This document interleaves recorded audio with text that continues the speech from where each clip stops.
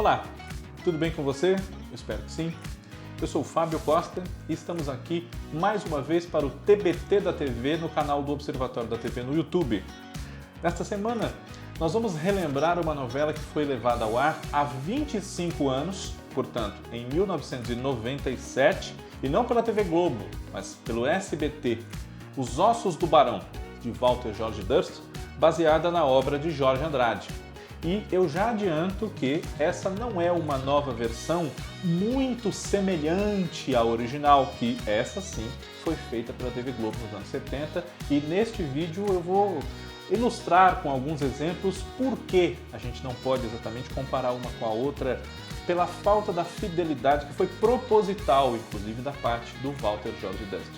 Vamos juntos para mais esse TBT da TV.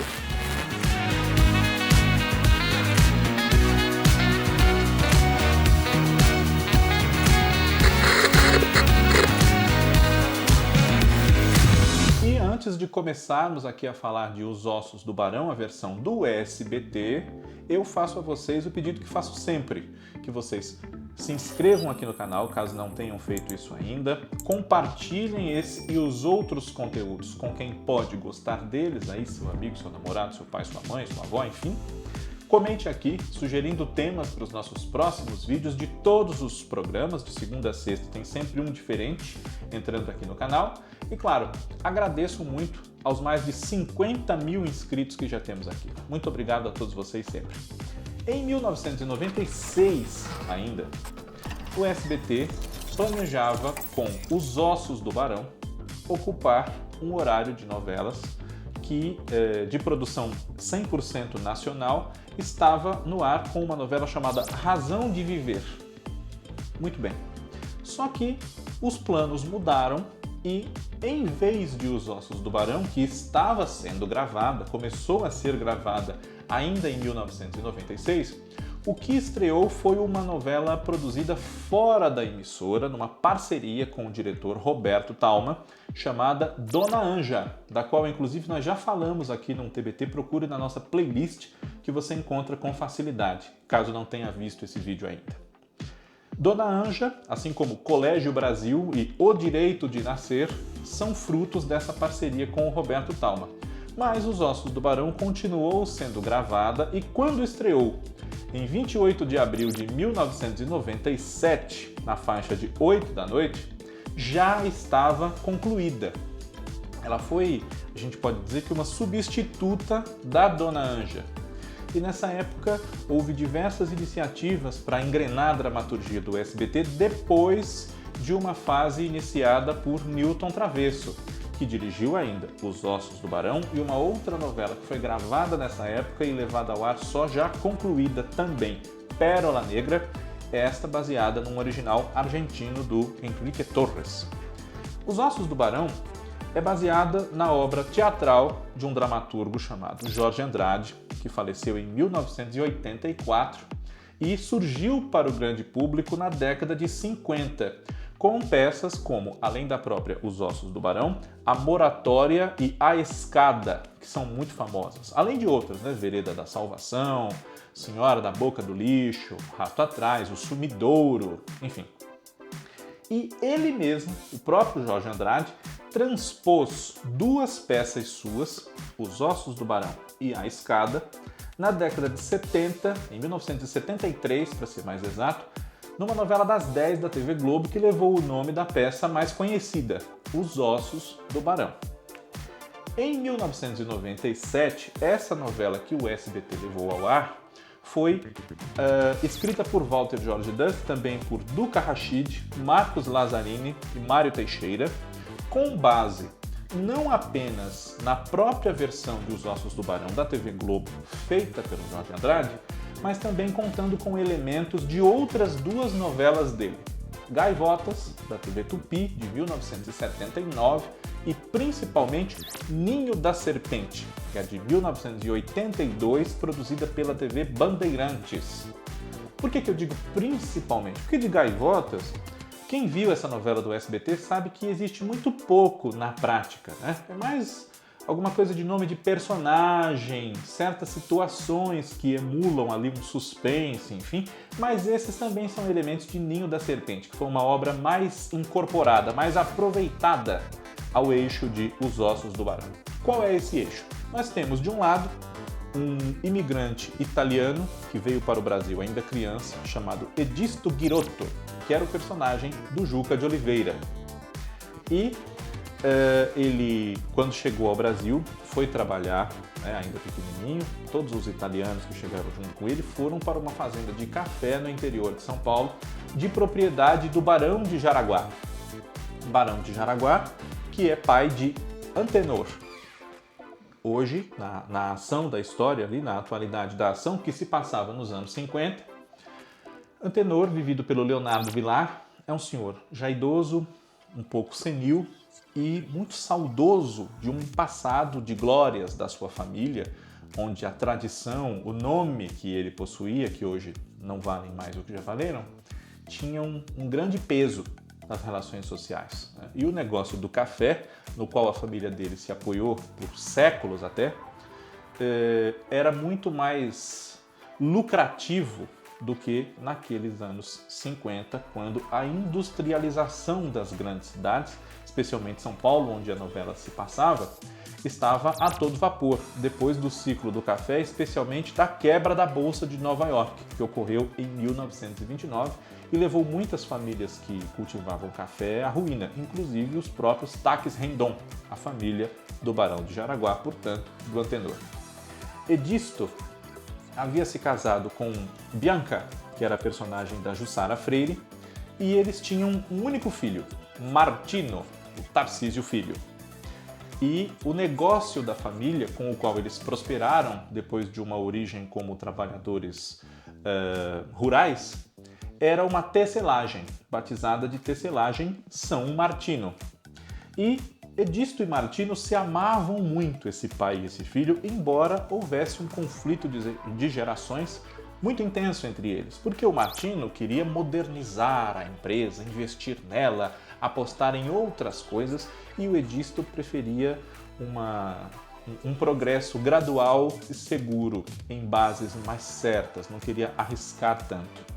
Só que o grande sonho da sua vida, ele que apesar de ter ficado muito rico, não era aceito nas altas rodas da sociedade dos paulistas, os quatrocentões, era justamente ser aceito, ser incorporado como um igual, já que ele tinha tanto dinheiro e esse dinheiro não bastava para tanto. Então, a saída para essa aceitação, essa incorporação do Edisto à sociedade paulista tradicional seria, por que não, o casamento do seu filho único, Martino, com uma menina de família tradicional quatrocentona. E ele justamente se apaixona por uma moça que tem essas características, a Isabel, que é o papel da Ana Paula Arósio.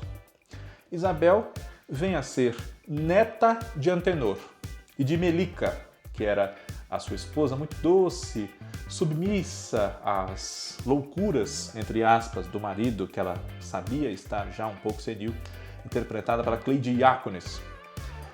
Portanto, bisneta do Barão de Jaraguá, a Isabel. Esse casamento, ele tem muitos percalços até que ele possa se realizar, embora seja conveniente para o Edisto e seja do desejo dos dois, da Isabel e do Martino. Eles se gostam, se apaixonam verdadeiramente. Mas as coisas não são tão simples assim. E se fossem, não tinha novela, não é verdade? Isabel é noiva de um rapaz também de família tradicional como a dela, Rogério Caldas Penteado, interpretado pelo Rubens Caribé, recentemente, infelizmente, falecido, ainda jovem. Rubens Caribé, o Rogério, era sobrinho de um grande banqueiro, Cândido Caldas Penteado, papel do Rubens de Falco, e os Caldas Penteado eram donos de um banco, entre muitos outros negócios, e nesse banco trabalhava Miguel, papel do Otton Bastos, pai da Isabel, filho mais velho do Antenor. Miguel havia crescido junto com Edisto, ele como neto do dono da fazenda e o Edisto como um pequeno colono. E os dois foram amigos na infância, na juventude, até que os caminhos das suas vidas fatalmente se separaram, como seria até de se esperar.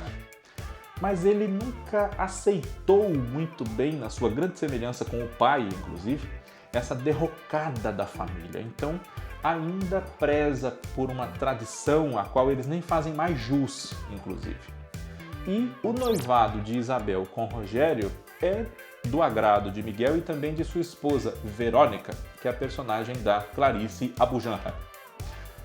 Eles têm, além da Isabel, outro filho chamado Ricardo, que era interpretado pelo Wagner Santisteban, um adolescente ainda na escola, com os seus pequenos conflitos dessa fase da vida. Mas essa é uma novela adulta, realmente.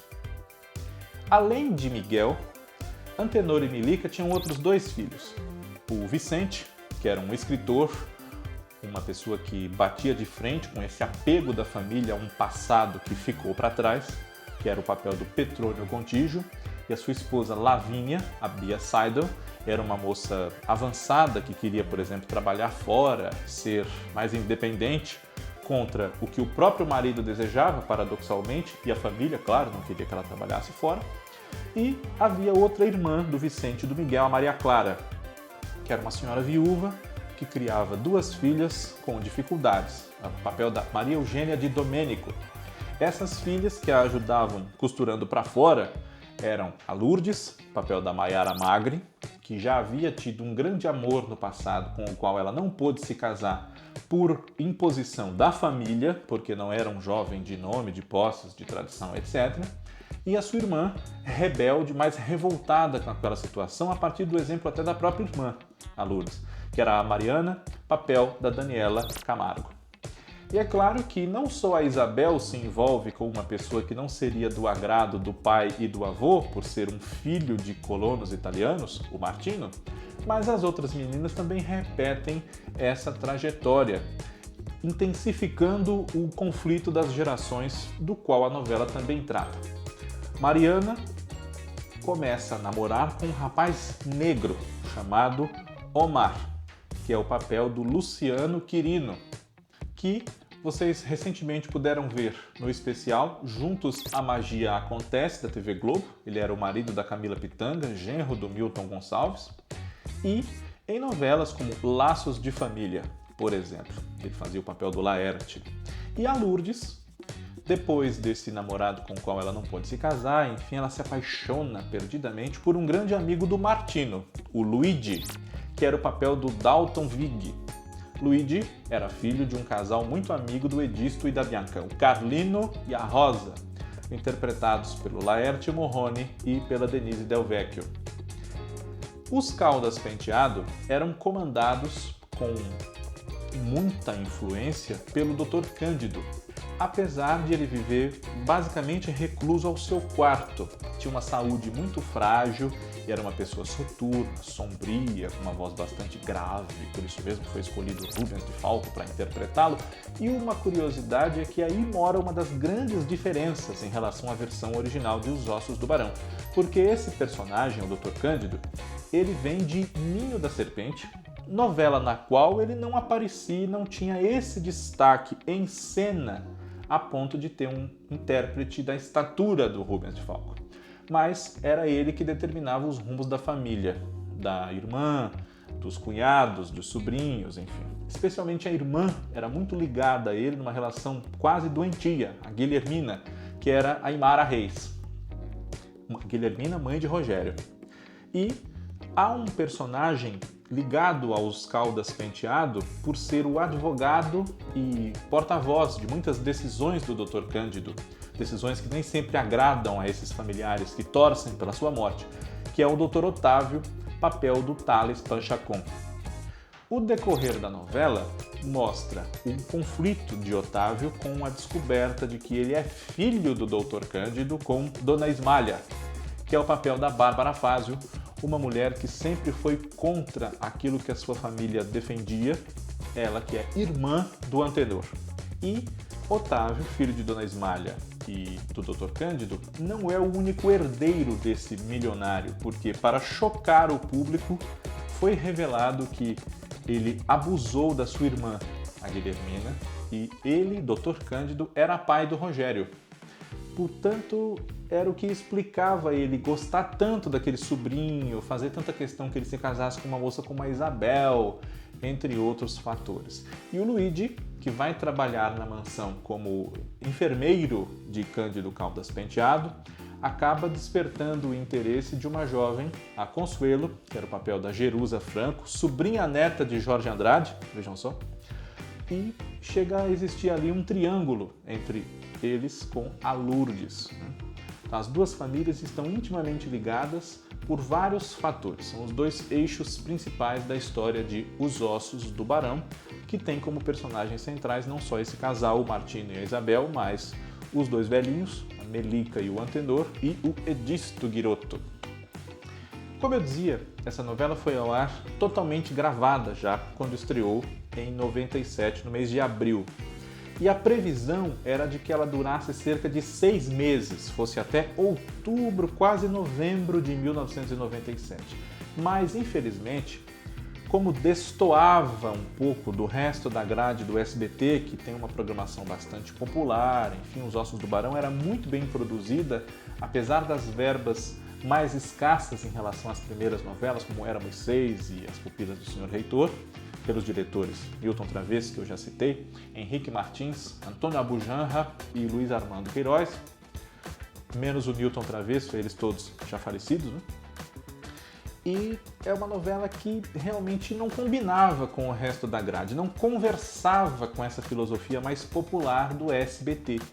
E embora se amparasse em um texto conhecido, como uma leva de outros remakes que foram feitos entre 94 e 97, Os Ossos do Barão foi muito mal de audiência, injustamente. Ela girava em torno de 6, 7 pontos de audiência e competia com um grande sucesso da TV Globo daquele ano, que foi A Indomada, do Agnaldo Silva e do Ricardo Linhares. Então, infelizmente, como o Ibope de Os Ossos do Barão não reagia, Silvio Santos tomou a iniciativa de tirá-la do ar antes do previsto. E ela teve, salvo erro da minha parte, apenas 115 capítulos. E saiu do ar ali no finzinho de agosto, começo de setembro de 1997, cerca de 2 meses antes do previsto. Quando houve essa decisão, a emissora chegou a dizer à imprensa, quando perguntada sobre isso, que não haveria perda de material gravado, porque os capítulos passariam a ser maiores. Então, os 150, 160 capítulos gravados seriam exibidos então em menos dias, com mais tempo por dia. Isso pode até ter acontecido, mas pegou muito mal justamente na imprensa com críticas em torno de que aquilo não era uma coisa que devesse ser feita, porque o público acompanhava, merecia uma produção com aquela qualidade, com aquele elenco, enfim, e realmente não pegou nada bem, especialmente porque o que entrou no lugar de Os Ossos do Barão na época era uma coisa demonizada pela imprensa de TV. A novela mexicana foi uma reprise de uma novela mexicana exibida um ano antes, em 1996, chamada Maria Mercedes, protagonizada pela Thalía. E essa novela voltou, então, cerca de um ano depois ao ar, num horário, se não igual, até melhor do que o da primeira vez, e deu bastante sucesso novamente, deu uma audiência boa, superior à de Os Ossos do Barão, o que não quer dizer que ela seja melhor que Os Ossos do Barão, ou que a brasileira, sendo melhor ou não, enfim, não é essa discussão que nós propomos aqui nesse momento. Mas esse momento em que Os Ossos do Barão não deu tão certo quanto novelas anteriores, acabou contribuindo para que os investimentos em dramaturgia do SBT naquele final dos anos 90 diminuíssem em termos de produção nacional, baseada em texto nacional ou não. Ficamos então com Chiquititas, que estava no ar, num outro horário, e com novelas ou já gravadas, foi o caso de Pérola Negra, que eu citei há pouco, ou de Maria Mercedes, Marimar, Maria do Bairro, enfim, que chegaram aqui ao público por essa época, ao público brasileiro, né? Pouco depois de terem sido exibidas no México, inclusive. Maria Mercedes demorou mais um pouquinho, porque ela é de 92, salvo erro da minha parte, e estreou aqui no Brasil em 96. Mas de resto, a diferença sempre foi pouca nesses grandes sucessos do final dos anos 90, começo de 2000, entre México e Brasil. Chegou a ter novela até que estreou aqui sem ter acabado lá. Vocês que são profundos conhecedores da novela mexicana me corrijam se eu estiver errado. E Os Ossos do Barão é uma novela que nesses 25 anos, por conta desses motivos todos, infelizmente ela não foi reapresentada. É pedida em redes sociais, principalmente depois que isso se intensificou. Valeria a pena, né? Não sei se a emissora ainda pode aproveitar a novela por uma questão dos direitos, caso não detenha mais sobre o texto de Jorge Andrade, enfim. Mas caso pudesse, seria muito bom. Ou disponibilizá-la no seu SBT Vídeos, para que a gente pudesse acompanhar ou rever, que é o meu caso. Eu era criança e gostava muito dessa novela, Os Ossos do Barão. Eu só via a Indomada depois que acabava o capítulo dos Ossos do Barão, porque elas se pegavam ali por uma meia hora, né? E gostava muito. Eu já tinha ouvido muito falar da versão original e quis ver esse remake que foi muito falado na imprensa. A estreia foi adiada algumas vezes, isso frustrou o elenco, porque estar no ar com uma novela já gravada empata a escalação dos atores para outras novelas, né? Isso realmente é uma coisa complicada, mas não foi a primeira vez que aconteceu e nem a última. Temos exemplos recentes de novelas que estrearam já gravadas ou gravadas com muito adiantamento. Vale a pena, se você puder conhecer, Os Ossos do Barão. Vai que o SBT assiste esse vídeo, alguém lá que decida e se inspira para nos oferecer essa novela de novo. Eu gostaria muito. TBT da TV, na semana que vem, está de volta. Um grande abraço a você, muito obrigado pela sua audiência.